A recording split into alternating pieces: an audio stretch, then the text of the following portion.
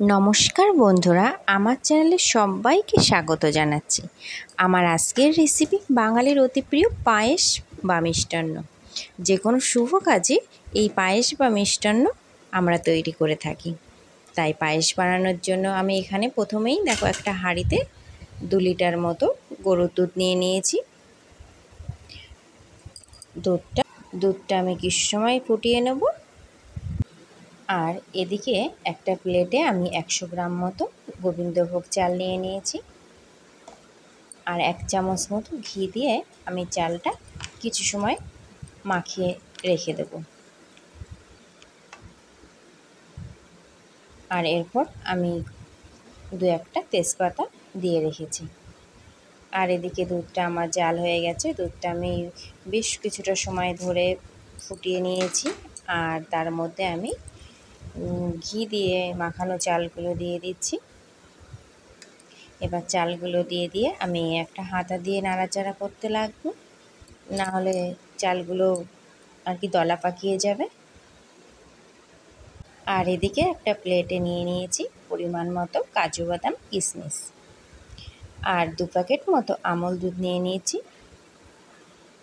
বেশ কিছুটা সময় ধরে আমি চালটা আর দুধটা একসাথে ফোটাতে থাকবো। আর কন্টিনিউয়াসলি আমি হাতা দিয়ে নাড়তে লাগবো, না হলে নিচে লেগে যেতে পারে। আর এই সময় আমি দিয়ে দিচ্ছি সামান্য একটু লবণ আর গোলমরিচের গুঁড়ো আর কিছুটা কাজু বাদাম কিশমিশ। এদিকে চালটা আমার ফুটে গেছে। আমি এখানে 500 গ্রাম মতো চিনি দিয়ে দিচ্ছি। সমস্ত উপকরণগুলো আমার দেওয়া হয়ে গেছে। এবার হাতা দিয়ে আমি কন্টিনিউয়াসলি নাড়তে থাকবো।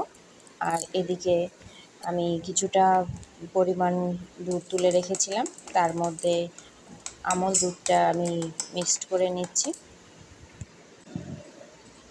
কিছুটা আমল দুধও আমি দিয়ে দিচ্ছি। আমল দুধটা দিলে পায়েসের স্বাদটা দ্বিগুণ হয়ে যায়।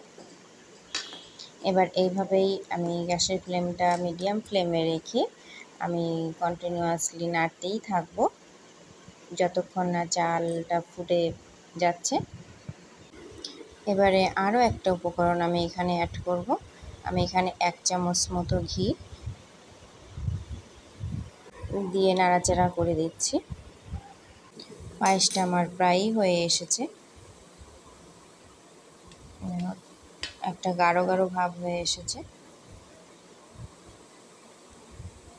এইভাবে আমি আরও কিছুটা সময় আমি ফুটিয়ে নিচ্ছি।